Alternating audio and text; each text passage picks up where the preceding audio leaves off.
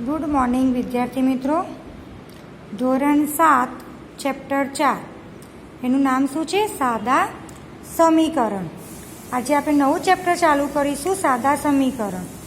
તો સમીકરણ એટલે શું, સમીકરણની રચના કેવી રીતે થાય છે એ આપણે જો જાણવું હોય તો સૌપ્રથમ આપણે શું કરીશું કે આપણે એક ઉદાહરણ દ્વારા સમજીશું. તો વિદ્યાર્થી મિત્રો, આપણે એક અમીના કરીને છોકરી હોય છે, એ એની એક બહેનપણી સારા એને કહે છે કે તું કોઈ પણ એક સંખ્યા ધાર. બરાબર? તો સારા કોઈ એક સંખ્યા ધારે છે, પરંતુ એ કઈ સંખ્યા ધારે છે એનો ખ્યાલ અમીનાને હોતો નથી. પછી અમીના સારાને એવું કહે છે કે તે જે સંખ્યા ધારી છે તેને તું 4 વડે ગુણીને જે સંખ્યા મળે છે એમાં તું 5 ઉમેર. ખ્યાલ આવે છે? જે સંખ્યા ધારવામાં આવી છે તે સંખ્યાને 4 વડે ગુણ્યા બાદ તેમાં 5 ઉમેરવાનું કહે છે. અને ત્યારબાદ અમીના સારાને પૂછે છે કે પરિણામ શું આવ્યું? તો સારા એનો જવાબ આપે છે કે એનું પરિણામ આવે છે 65. ખ્યાલ આવે છે? પહેલાં અમીનાને ખબર હોતી નથી કે સારાએ કઈ સંખ્યા ધારી છે, પરંતુ એ શું કરે છે કે એક સમીકરણની રચના કરે છે અને ત્યારબાદ સમીકરણની રચના કરીને એ સમીકરણનો ઉકેલ મેળવે છે. અને પછી એને ખ્યાલ આવે છે કે સારાએ કઈ સંખ્યા ધારી છે. તો એના માટે આપણે શું શીખવું પડશે? તો કે સમીકરણની રચના. તો આપણે જોઈએ કે સમીકરણની રચના કેવી રીતે થાય. તો આપણે અહીંયા જે ઉદાહરણ લીધું અમીના અને સારાનું, તો આપણે એનું જ ઉદાહરણ લઈને સમીકરણની રચના કરીએ. બરાબર છે? તો સમીકરણની રચના કરવા માટે આપણે સૌપ્રથમ શું કરીશું? સમીકરણની રચના. તો સમીકરણની રચના કરવા માટે આપણે પહેલાં કોઈ પણ મૂળાક્ષર, ધારો કે આપણે લઈએ A, B, C, X, Y, Z, ઘણા બધા મૂળાક્ષરનો આપણે ઉપયોગ કરી શકીએ. એને આપણે શું કહીશું? ચલ. આ દરેક મૂળાક્ષરને આપણે શું કહીશું? ચલ. સમીકરણની જો આપણે રચના કરવી હોય તો એના માટે આપણે ચલ મહત્વનો ભાગ ભજવે છે. બરાબર છે? જો ચલ ન હોય તો સમીકરણની રચના થતી નથી. ખ્યાલ આવે છે? હવે આપણે સમીકરણની રચના કરીએ. હવે જે સારા નામની છોકરી છે એને કોઈ સંખ્યા ધારે છે, તો આપણે શું લખીએ કે ધારો કે તે સંખ્યા કઈ છે? x. આપણે અહીંયા મૂળાક્ષરનો ઉપયોગ કરીએ છીએ x. પછી શું છે કે એમાં 4 ગુણવાના છે, તો કઈ સંખ્યાને? આ x ને. તો આપણે ગુણાકાર કરીએ 4 વડે તો શું જવાબ આવશે? 4x. બરાબર છે? ક્યાં તો પછી તમે એને એવું લખી શકો 4 ગુણ્યા x. ખ્યાલ આવી ગયો? તમે આવી રીતે પણ લખી શકો અને આવી રીતે પણ લખી શકો. ત્યારબાદ જે આપણને આ પરિણામ મળે છે તેમાં શું કરવાનું છે?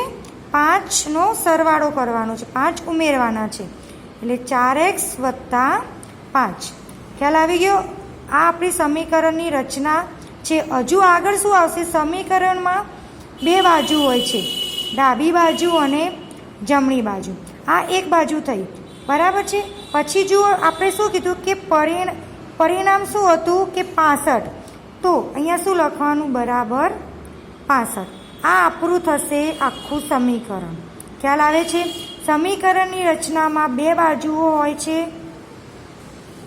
એક ડાબી બાજુ અને બીજી છે જમણી બાજુ. બરાબર છે? તો આ જે 4x વત્તા 5 બરાબર જે 65 આપણને મળ્યું છે, તો આને આપણે શું કહીશું? ડાબી બાજુ, અને આ થશે આપણી જમણી બાજુ. ખ્યાલ આવી ગયો? સમીકરણ શું? અહીંયા જુઓ 79 પેજ નંબર ઉપર છે, સમીકરણ શું છે. બરાબર છે? તો મેં તમને આગળ જ કીધું કે સમીકરણમાં હંમેશા સમાનતાનું ચિહ્ન હોય છે. એટલે કે સમાનતા એટલે કે જે સમીકરણ હોય છે એમાં વચ્ચે બરાબરનું ચિહ્ન હોય છે. અને શું છે કે સમીકરણમાં ચલ હોવો જરૂરી છે. જુઓ અહીંયા લખ્યું છે કે બંને પદાવલીઓમાંથી કોઈ પણ એક પદાવલીમાં ચલ હોવો જરૂરી છે.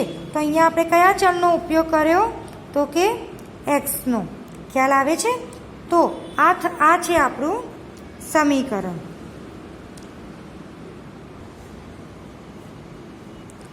હવે આપણે પહેલાં જોઈએ ઉદાહરણ 1. નીચેના વિધાનોને સમીકરણ સ્વરૂપે લખો.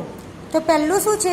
એક્સના 3 ગણા અને 11નો સરવાળો 32 છે.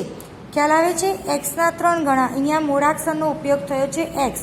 તો એક્સના 3 ગણા એટલે આપણને જો ગણા કહેવામાં આવે તો એનું શું કરવાનું? ગુણાકાર કરવાનો. શું કરવાનું? ગુણાકાર. તો એક્સના 3 ગણા એટલે શું થશે? 3 ગુણ્યા એક્સ અથવા 3x લખો તો પણ ચાલશે. ત્યારબાદ શું કીધું છે? અને 11નો સરવાળો એટલે કે શું કરવાનું? વત્તા 11. પછી શું કીધું છે? કે સરવાળો 32 છે એટલે કે બરાબર 32. ખ્યાલ આવે છે? અહીંયા આપણે વિધાન આપ્યા છે ઉદાહરણમાં અને એના ઉપરથી આપણે સમીકરણના સ્વરૂપમાં લખવાનું છે. તો આપણે જોઈએ અહીંયા ચોપડીમાં કે એક્સના 3 ગણા એટલે 3x થાય. ત્યારબાદ એનો સરવાળો કરીએ 11 વડે તો એનો સરવાળો 32 થાય, જે આપણને અહીંયા મળે છે 3x વત્તા 11 બરાબર 32. ત્યારબાદ બીજું જુઓ, એક સંખ્યાના 6 ગણામાંથી 5 બાદ કરતાં 7 મળે. તો અહીંયા આપણે સંખ્યા ધારી છે કે z બરાબર છે અને ઝેડમાં શું કીધું છે? 6 ગણા એટલે આપણે શું થશે? 6 ગણા કરતાં 6 z થશે.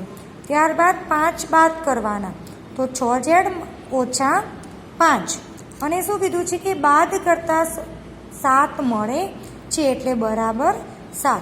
ખ્યાલ આવી ગયો? તો આપણને સમીકરણ અહીંયા મળે છે 6z ઓછા 5 બરાબર 7. ત્યારબાદ જુઓ આપણને ત્રીજો કે એમનો ચોથો ભાગ. અહીંયા જો આપણે ગણા નથી આપ્યા પરંતુ ભાગ આપ્યા છે એટલે આપણે એમનો ચોથો ભાગ. તો અહીંયા આપણે જોઈએ કે એમનો ચોથો ભાગ એટલે મૂળાક્ષર તરીકે આપણે એમ લઈએ અને એનો ચોથો ભાગ એટલે કે ભાગ્યા 4. ખ્યાલ આવે છે?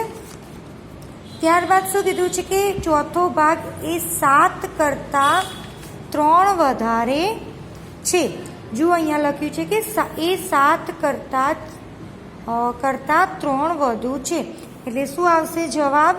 તો કે ઓછા 7 બરાબર 3. બરાબર છે? તો આપણને સમીકરણ આવી રીતે મળશે. ત્યારબાદ આગળનું સમીકરણ જોઈએ. શું છે? કે એક સંખ્યાના ત્રીજા ભાગમાં. તો જોઈએ આપણે કોઈ પણ એક સંખ્યા લઈએ, ધારો કે એક્સ, એના ત્રીજો ભાગ એટલે ભાગ્યા 3. એમાં શું કરવાનું છે? 5 ઉમેરવાનું છે. પ્રશ્નમાં આપણે વાંચીએ તો લખ્યું છે ત્રીજા ભાગમાં 5 ઉમેરતા 8 મળે. તો 5 ઉમેરતા જવાબ શું મળે છે? 8. તો આ છે આપણું સમીકરણ. ખ્યાલ આવે છે? તો અહીંયા આપણું ઉદાહરણ 1 પૂરું થાય છે. હવે આપણે ઉદાહરણ 2 જોઈએ. ઉદાહરણ 2માં આપણને શું કીધું છે? કે સમીકરણો આપ્યા છે એના ઉપરથી આપણે વિધાન લખવાના છે. અહીંયા આપણે આગળ શું કર્યું? વિધાન પરથી સમીકરણ. અહીંયા આપણે સમીકરણ પરથી વિધાન લખવાના છે. તો અહીંયા પહેલું જોઈએ તો શું છે? કે ચલ આપણને આપ્યો છે એક્સ. પછી એક્સમાંથી કેટલા બાદ કર્યા છે? તો કે 5 અને પરિણામ શું મળે છે? 9. તો આપણે કેવી રીતે લખી શકીએ? કે એક્સમાંથી 5 બાદ કરતાં 9 મળે. બરાબર છે? હવે ત્યારબાદ બીજું જુઓ. ચલ શું છે આપણી પાસે? તો કે પી અને એની સાથે ગુણાકારમાં શું છે? 5. બરાબર? તો આપણે શું કરશું? પીના 5 ગણા એટલે આપણને શું પરિણામ મળે? 20. તો આપણે લખી શકીએ કે પીના 5 ગણા એ 20 છે. ત્યારબાદ ત્રીજું જુઓ. અહીંયા આપણો ચલ છે એન. તો શું લખી શકીએ આપણે?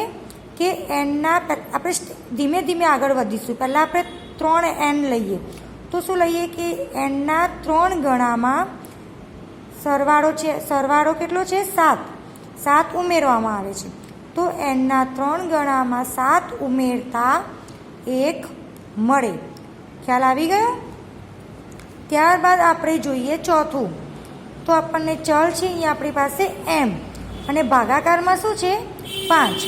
તો આપણે લખી શકીએ કે એમના 1/5. બરાબર છે? અહીંયા આપણને 1 નથી, પણ આપણે ઉપર 1 સમજી લેવાનું. તો એમના 5 ગણામાંથી જુઓ અહીંયા 2 બાદ કરવામાં આવ્યા છે. તો આપણે કહીશું કે એમના 5 ગણામાંથી 2 બાદ કરતાં 6 મળે. ખ્યાલ આવી ગયો? તો અહીંયા આપણે સમીકરણમાંથી વિધાન લખ્યા. અહીંયા હવે આપણે આગળ જોઈએ ઉદાહરણ 3. હવે આપણને ઉદાહરણ 3માં સમીકરણ આપણે બનાવવાનું છે. તો આપણે પહેલાં વાંચીએ, આપણી રકમ શું છે તે વાંચીએ. શું કીધું છે કે રાજુના પિતાની ઉંમર રાજુની ઉંમરના 3 ગણાથી 5 વધુ છે. હવે આપણને ખબર છે કે પિતાની ઉંમર પોતાના બાળક કરતાં વધારે હોય, બરાબર છે. તો અહીંયા આપણે ધારીશું. શું કીધું છે કે રાજુના પિતાની ઉંમર રાજુની ઉંમરના 3 ગણાથી 5 વધુ છે. તો સૌ પ્રથમ આપણે શું ધારીશું? રાજુની ઉંમર, બરાબર છે. તો અહીંયા આપણે શું ધાર્યું છે કે રાજુની ઉંમર ધારો કે વાય વર્ષ છે. અહીંયા આપણે ચલનો ઉપયોગ કર્યો છે.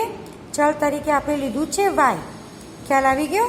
તો આપણે અહીંયા લઈએ કે ધારો કે રાજુની ઉંમર વાય વર્ષ છે. પછી આગળ શું કીધું છે આપણને કે રાજુની ઉંમરના 3 ગણા. તો શું કરીએ આપણે સમીકરણ કે રાજુના પિતાની ઉંમર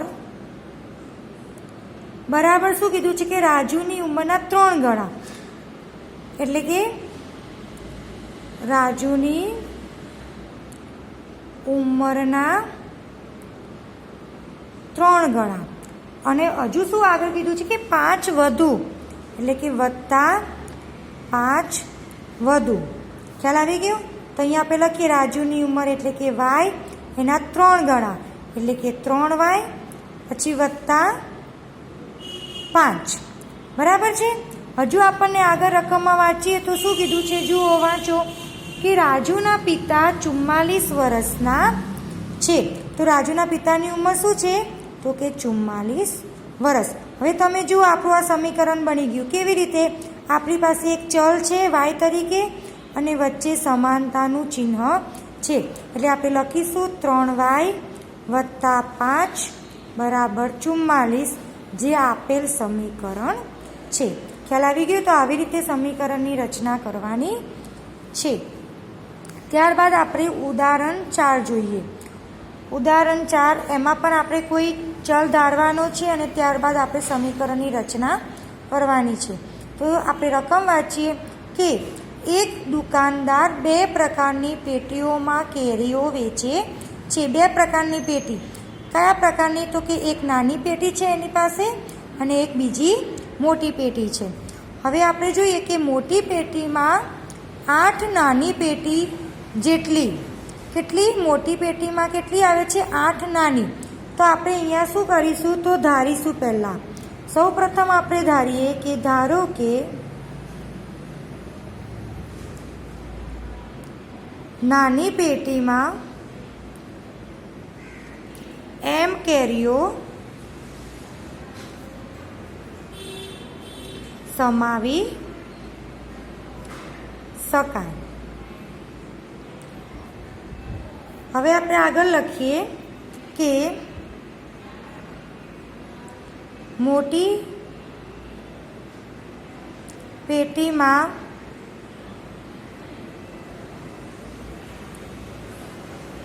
સમાતી કેરીઓ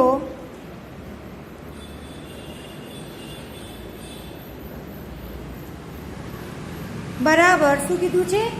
8 નાની પેટી. એટલે આપણે નાની પેટી બરાબર શું ધાર્યું છે? m. તો 8 નાની એટલે કે 8 m થશે. ત્યારબાદ શું કીધું છે? આગળ વાંચીએ કે 8 નાની પેટી અને બીજી 4 છૂટક કેરી. બીજી કેટલી કેરી? તો કે 4. એટલે શું લખીશું આપણે? 8m વત્તા 4, બરાબર છે. પછી શું કીધું છે? આગળ વાંચીએ કે મોટી પેટીમાં કેટલી કેરીઓ છે? સંખ્યા 100. તો અહીંયા આપણે લખીએ, જુઓ, મોટી પેટીમાં સમાતી કેરીઓ કેટલી છે? 100. બરાબર 8m વત્તા 4. પછી આપણે અહીંયા લખી શકીએ કે 8m વત્તા 4 બરાબર 100. અહીંયા આપણે એમ ચલનો ઉપયોગ કર્યો છે અને વચ્ચે અહીંયા સમાનતાનું ચિહ્ન છે, જેને કહેવાશે સમીકરણ. બરાબર. તો ઉદાહરણ તમારે ગણિતની નોટમાં ઉદાહરણ 1 ના 4 દાખલા છે તે લખવાના છે. ત્યારબાદ ઉદાહરણ 2 માં પણ 4 દાખલા છે, અને ઉદાહરણ 3 અને ઉદાહરણ 4. એવી રીતના ઉદાહરણ 1 થી 4 દાખલા તમારે ગણિતની નોટમાં લખવાના છે, ચોપડીમાંથી જોઈને લખવાના છે. હવે આપણે આગળ જોઈએ સ્વાધ્યાય 4.1. બરાબર. તો આપણે રકમ વાંચીએ. શું છે કે આપેલા કોષ્ટકનું જે છેલ્લું ખાનું છે પૂર્ણ કરો. એટલે કે અહીંયા જે આપણને આ જે ખાનું છે તે આપણે જવાબ લખવાના છે. તો અહીંયા આપણને સમીકરણ આપ્યા છે જુઓ, અને કિંમત જુઓ. ત્રીજા નંબર જે ખાનું છે એમાં આપણને કિંમત આપી છે. એ કિંમત જે આ જે ચલ જે આમાં છે એની કિંમત આપણને આપી છે, અને એ કિંમત આ સમીકરણમાં મૂકીને આપણે અહીંયા જવાબ કરવાનો છે. તો આપણે જોઈએ તો પહેલું સમીકરણ છે આપણું x વત્તા 3 બરાબર શું છે 0. બરાબર છે. અને આપણને xની કિંમત શું આપી છે? x બરાબર 3. તો આ જે આપણને કિંમત આપી છે તે આમાં મૂકવાની છે આ સમીકરણમાં, અને જવાબ આપણે કેટલો લાવવાનો છે? 0. તો મેં તમને આગળ કીધું કે આપણી ડાબી બાજુ કઈ છે? x વત્તા 3. આ છે આપણી ડાબી બાજુ અને આ છે આપણી જમણી બાજુ. તો આપણે લખીશું કે ડાબી બાજુ બરાબર x વત્તા 3. હવે x બરાબર કેટલા લેવાના છે? 3. તો આપણે અહીંયા લખીએ 3 વત્તા 3 તો છે, એટલે આપણે જવાબ કેટલો મળશે? 6. પરંતુ આપણે જવાબ કેટલો લાવવાનો છે? જમણી બાજુ 0. એટલે શું થશે કે આ જે જવાબ આપણને મળ્યો છે તે 0 નથી. એટલે શું લખીશું? Not equal to 0. એટલે કે જમણી બાજુ અને ડાબી બાજુ સરખી થતી નથી. બરાબર છે. સમીકરણનું સમાધાન ક્યારે થશે? કે ડાબી બાજુ અને જમણી બાજુનો જવાબ સરખો આવે તો આપણે સમીકરણનું સમાધાન થયું છે એમ કહેવાય. પરંતુ આપણને અહીંયા જવાબ કેટલો મળે છે? 6. એટલે અહીંયા સમીકરણનું સમાધાન થતું નથી. એટલે આપણે જે અહીંયા આપણને આપ્યું છે કોષ્ટક, તો અહીંયા શું લખીશું? જો લખ્યું છે સમીકરણનું સમાધાન થાય છે, હા કે ના, તો અહીંયા શું લખીશું આપણે? ના. બરાબર છે. ત્યારબાદ આપણે બીજું ઉદાહરણ જોઈએ. બીજું ઉદાહરણ શું છે? x વત્તા 3 બરાબર 0. પરંતુ અહીંયા આપણને xની કિંમત કેટલી આપી છે?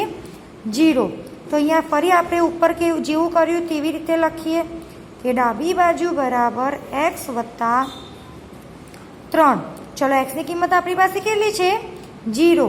તો 0 વત્તા 3 જવાબ શું આવશે? 3. પરંતુ ડાબી બાજુ શું છે? 0. એટલે અહીંયા શું થશે? Not equal to 0. એટલે કે નોટ ઇક્વલ ટુ જમણી બાજુ. એટલે કે ડાબી બાજુ બરાબર જમણી બાજુ થતી નથી. એટલે આપણે કોલમમાં શું લખીશું? ના. હવે આગળ જુઓ. ત્રીજું ઉદાહરણ છે આપણું x વત્તા 3 બરાબર 0, જ્યાં x બરાબર કેટલા છે?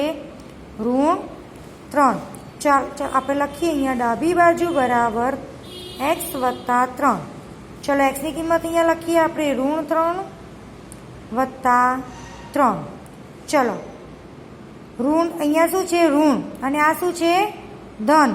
એટલે કે 3માંથી અહીંયા શું થશે? બાદબાકી થશે.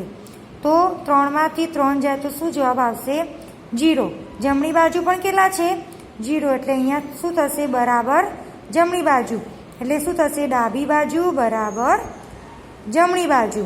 એટલે અહીંયા જવાબ શું આવશે? હા. બરાબર છે. તો આવી રીતે આપણે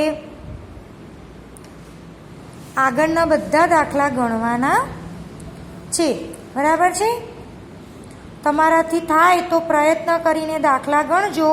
જેવી રીતે મેં અહીંયા લખાવ્યા છે એવી રીતે તમારે દાખલા ગણવાના છે. નહીંતર પછી આપણે આગળ નેક્સ્ટ વિડીયોમાં જોઈશું. Thank you.